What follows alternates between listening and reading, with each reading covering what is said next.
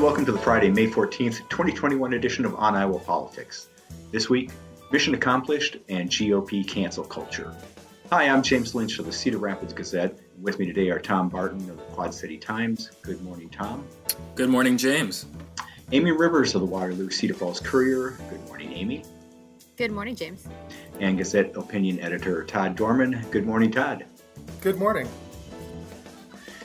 You can find us on Facebook, follow us on Twitter, and subscribe to On Iowa Politics wherever you find your podcasts. First up, mission accomplished, in a statement reminiscent of George W. Bush's premature mission accomplished comment in 2003, several years before the war in Iraq ended. Governor Kim Reynolds said this week it's time to put COVID in the rearview mirror and live our lives more fully. She added, "We've earned it," which struck me funny. But she said, "There's no reason for us to continue to fear COVID-19 any longer. We know how to manage it." So 3 out of 5, or 3/5 of Iowa adults are vaccinated, and the Pfizer vaccine for teens is now available. But Todd, Iowa likely will record its 6,000th COVID death today. Is the scary part over? Well, I think for a lot of us, it is. That we've got the CDC guidance now that we can, if you're vaccinated, you can go and, you don't have to wear a mask. Even if you're in a crowded place or a grocery store, all these places we've been masking up, it's no longer necessary if you're vaccinated. Now, of course, in Iowa and elsewhere, politicians have been resistant to having anyone provide proof that they're vaccinated, so that leaves a little bit of uncertainty, and that's going to be where vulnerable people are going to continue to be sort of in the scary zone, because if you've got an immune deficiency or some sort of medical condition that makes you more susceptible to bad outcomes from COVID, even if you're vaccinated, you're still going to be sort of wary of people who aren't vaccinated, because it's, the vaccine is not, while it's very good at keeping you from getting the virus and also keeping you from getting, most people from getting very ill or having to be hospitalized, for those folks, it's still a concern. So, we're still going to have kind of two, tiers of folks, where there are going to be those of us, out and about doing our thing, and there's still going to be Iowans who are going to want to mask up. And I mean, my hope is that, we don't have another, that people wearing masks aren't going to run into a bunch of jackasses that are, making fun of them or harassing them. Or we've seen that during the pandemic, even when a lot of people were wearing masks, and I hope we don't see any of that going forward. But yeah, for most of us, it's not nearly as scary as it was a year ago at this time. That's true. Yeah, there's that light at the end of the tunnel seems to be getting brighter. Reynolds made these statements as part of her defense for ending the federal COVID-19 unemployment benefits, $300 a week, beginning June 12th. They had been scheduled to expire, I think it was in September. And she points to Iowa's 3.7% unemployment rate, slightly higher than it was in February of 2020, and says that, for some people, it's more lucrative to collect unemployment than go back to work. According to the Bureau of Labor Statistics, Iowa had 61,000 people employed and 66,000 job openings in March. And so Reynolds said that with business and schools reopening, these payments are discouraging Iowans from returning to work. Never mind that I'm discouraged about returning to work every day. Does she have a point, Amie, that, or as Democratic House Minority Leader Todd Pritchard said, is Reynolds, quote, making insulting assumptions about the work ethic of Iowans? It's easy for me to say. I think it's tough to tell. Yeah, I just think it's tough to tell. I don't think we've really seen anything on this scale, or, pandemic employment options ever. You've occasionally seen supplemental benefits, but whether it's been studied as to, how many people, went back to work and stuff, I really have a hard time finding any real evidence. And even the blogs that I've been reading, that were actually talking about this issue were like, well, we'll just have to wait and see if she's, right about that. I think, though, there's the other issue of whether it's going to contract the economy is a real worry. Obviously, if people have less money in their pockets, they're going to spend less, and that will contract an economy that might be that's been studied. And so that's likely to happen, at least in the short term. Whether that does lead to people picking up jobs and then thus getting that money back and then spending it back in the economy and sort of buffering that is really the question that I haven't really been able to find a good, solid answer to. Democrats yesterday pointed to a study by the Federal Reserve Bank of Chicago from, I think, 2020 that said that people who are on unemployment benefits search harder for a job than people once their benefits run out, which almost seems counterintuitive. But that's what their research showed. And they were saying that so it makes sense to continue the federal benefits. And then, I mean, another argument is just that, why turn down federal money that's going into Iwan's pockets? Right. So that's a whole different argument. Right. Yeah. But apparently turning down federal money is now becoming a thing, whether it's money for schools or money for unemployed Iowans, but send it back. I was actually interested, maybe this, James. Is it that because I know that to pass the seatbelt laws everywhere, they really, the highway transportation system was really saying at the time, we're going to give you this federal money if you pass that law. And I don't think, did states turn that down? Were there states that turned that money down? I think initially there were some states that resisted. I think probably all of them have gone along with it. But I mean, in that case, the federal government used that, carrot. I think they did it with OWI standards too, and some of those things where they've said, okay, either mandate seatbelt use, you lower your OWI standard to 0.8 and or 0.8, or you don't get this federal funding. The federal government hasn't done that with this pandemic funding, and probably with good reason. Hoping to make it less political. But I mean, it's the old "he who has the gold rules," and in this case, unless you have an incentive, a political incentive to turn it down, and that's what I'm wondering if that's sort of a newer trend. Yeah, well, I mean, this is just one of the many things the governor's kind of checked off her list to, walk along in lockstep with a lot of other red state governors that are also turning down this unemployment.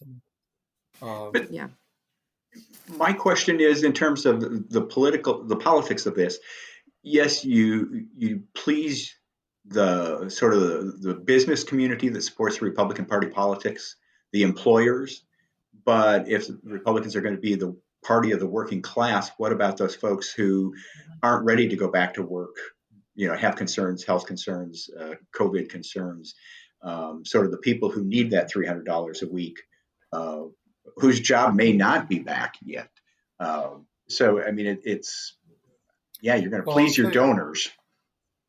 If they haven't, I mean, with their track record over the last several years with getting rid of collective bargaining for state unions and making it harder to get workers' compensation and all these other worker issues, if they haven't already shown people they're not the party of the working class, I don't know that this move is gonna. I think that's just another chip on the pile.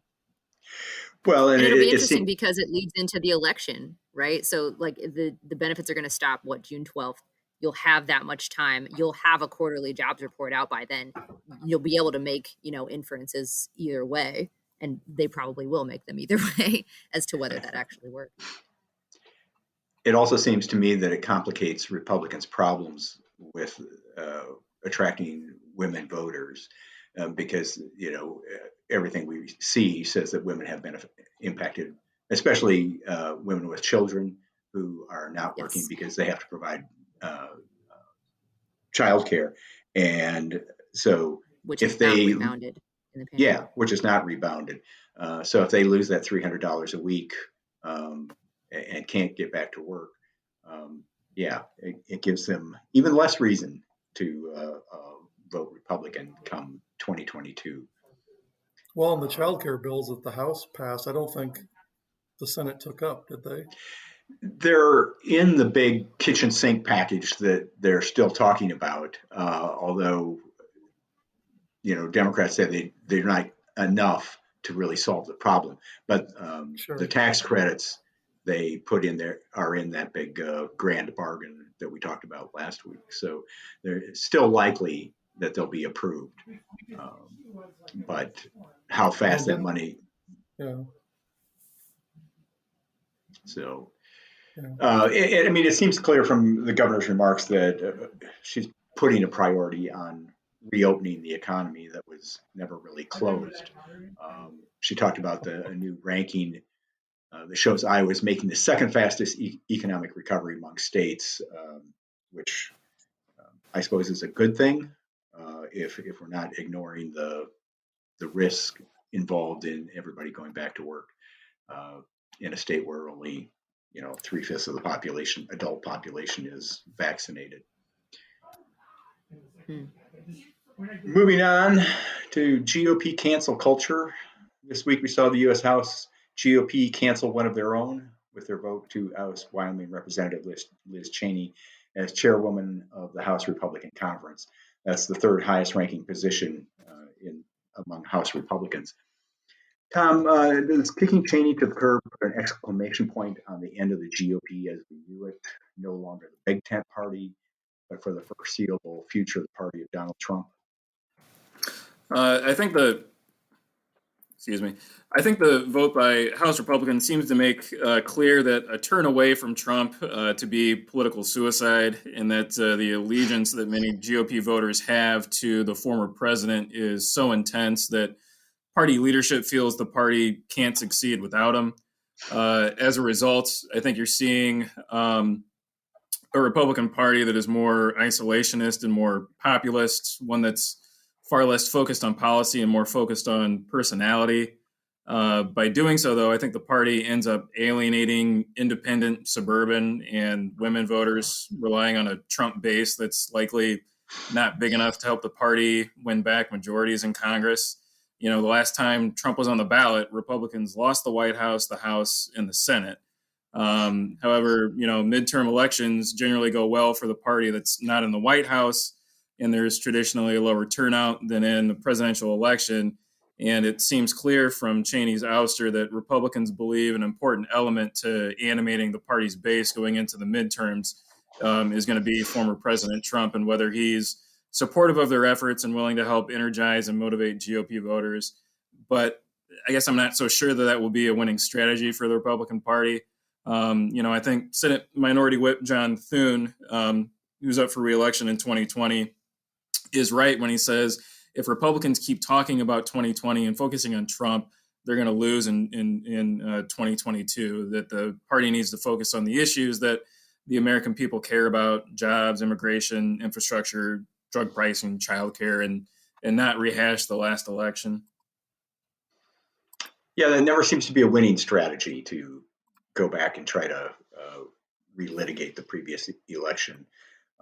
It's interesting to me that we've seen two former Iowa Republican congressmen, Jim Leach and Jim Nussle, break from the party. Leach, broke from Republicans back in the Obama-McCain election, and Nussle bailed after January 6th. Is there a place for mainstream Trump-lost Republicans in the GOP, or do they need a third party? Somebody called it the sane Republican Party. Yeah. There doesn't appear to be at present a place for, the so-called Trump lost Republicans in the new GOP.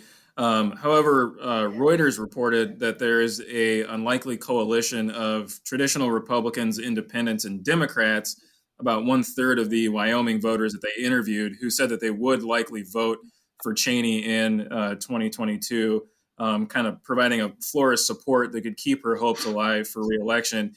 And I think that that's where the Trump lost Republicans will find support outside of the mainstream of the party, courting disaffected traditional conservatives, independents, suburban women, and moderate centrist Democrats in red states. And so there is reportedly a group of about more than 100 disgruntled prominent Republicans who've demanded that the Republican Party moderate its views or face the prospect of a third party challenge. But, the American political system makes it very hard for third parties to succeed. At the same time, I wouldn't hold your breath for a more moderate GOP party in the era of Trump. But I think that talk of a third party may be kind of somewhat premature. If Republicans end up losing in 2022, then the Republican Party will have a reckoning on its hands. And if the mainstream of the party still refuses to turn away from Trump, then I think that's when you'll really start to see kind of some serious momentum and maybe a growing coalition mounting for a third party challenge. Amie, I haven't seen how either Representatives Mariannette Miller Meeks or Randy Feenstra voted on Cheney's retention. However, First District Representative Ashley Hinson not only supported the change, but she nominated Elise Stefanik as the new conference chairwoman. And in a town hall meeting this week, she said she respects Cheney's conservative record, but if Republicans are divided and not focusing efforts on the radical policies of Speaker Pelosi, Democrats will remain in control. She seems to be all in on the change in leadership. Yeah, I mean, she's, sorry, was that question for me? Yeah. She's always been really careful to not criticize Cheney, which is probably smart. I think, Tom's right about that she's got, decent reelection prospects. I think she doesn't want to, necessarily rock the boat too far. She hasn't really seemed to be the type of representative yet that wants to sort of pick out people in her own party to go after. And that said, I think that she really is. She was asked about this on the call today. Whether Elise was the right person to sort of lead them, and if she was worried about that stifling moderate voices in the party, like her own. And she was very adamant that she didn't think that it was. She was saying, this is the party as it exists, as it needs to get through the House midterms in 2022. And I think that's kind of where that party has to be right now, and that's really where McCarthy and Scalise have tried to whip up votes. So if Cheney is a divisive person in the party, if she's trying to, hang on to her own power, or if she's trying to hang on to her principles, and there's an open question about that anyway, because let's not pretend Liz Cheney is this angel in the party, that it is, important to really bring the party back together. Because otherwise, those midterm gains that you're expecting in 2022 could evaporate, and any little thing could then set off your party into its factions again. And that's terrible news for any party. You really need to get everybody together in 2022. And I think Hinson's heard that message loud and clear and is on board with that. Mm-hmm. Yeah.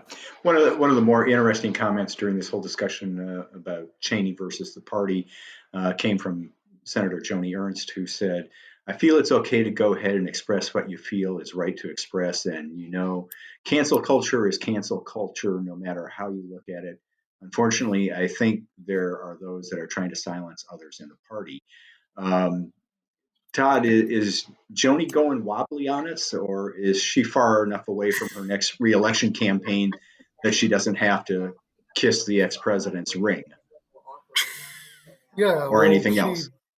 She's sort of doubly removed from the situation in that, she does have a full term in the Senate, and also she's in the Senate, so she wasn't required to actually make a vote on whether to keep Cheney or to dump her. Although, as you pointed out with Miller, Meeks, and Feenstra, they voted, and we still don't know how they voted, because they took a voice vote, which is always courageous.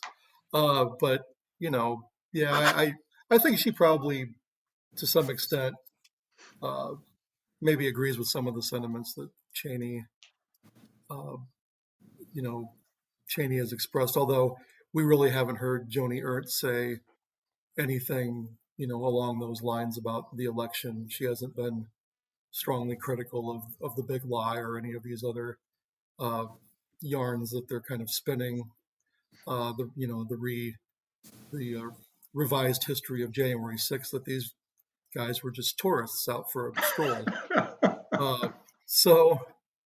I mean, I don't think she's going to wobbly. She just, when given an opportunity to weigh in, she weighed in, and because she didn't have to make the decision, that was pretty easy. Yeah, I mean, that talking about January 6th as just another group of tourists sort of gives a whole new meaning to tourism. Yeah, tourism. I don't know. Is that a ecotourism? Food tourism. Now tourism. It's a whole new business. The package includes a gas mask and something to break windows and a shield, a riot shield, and a hat with horns. Yeah.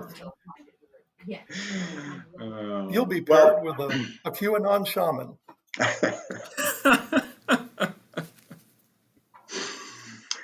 Well, finally now that the CDC has said we don't have to wear masks, what are you going to do with all the masks you've accumulated over the past 14, 15 months? I mean, make beer koozies, use them as dust rags.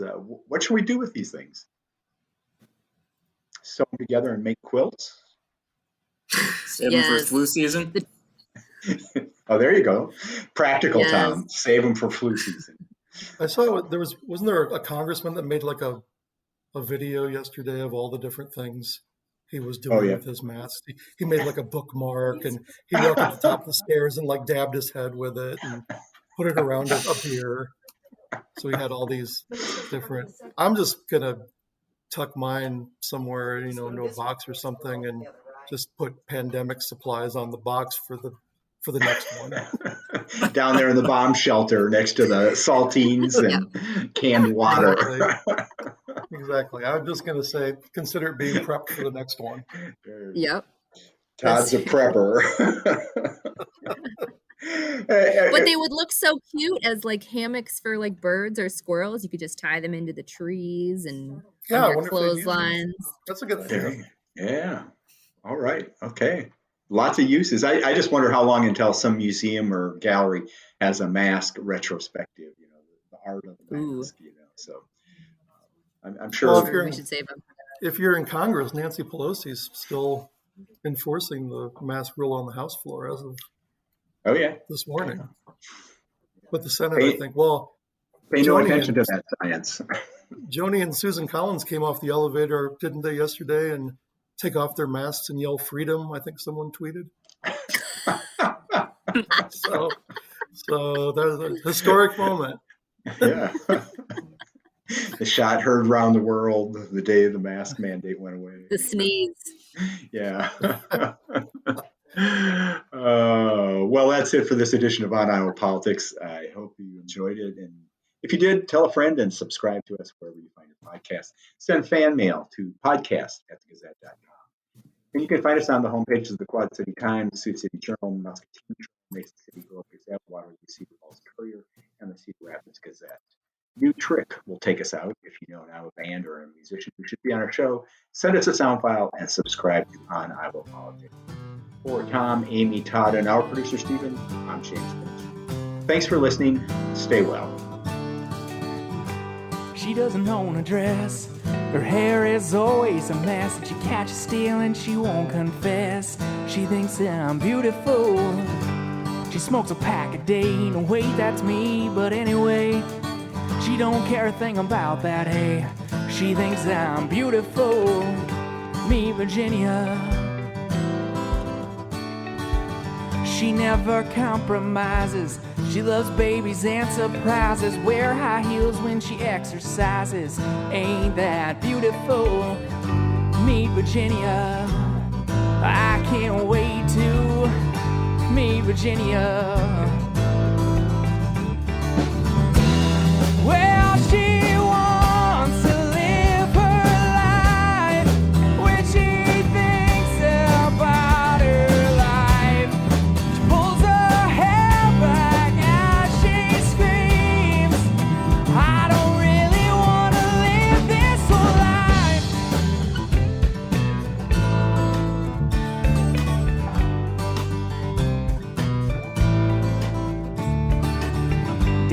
wrestles alligators. Mama works on carburetors. Brother is a fine media for the president. Well, here she is again on the phone, just like we to be alone.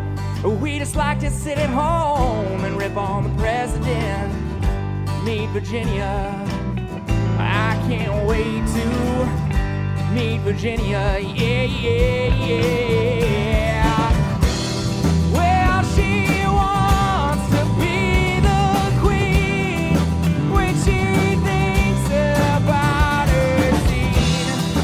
Pulls her hair back as she screams. I don't really want to live this life. Oh,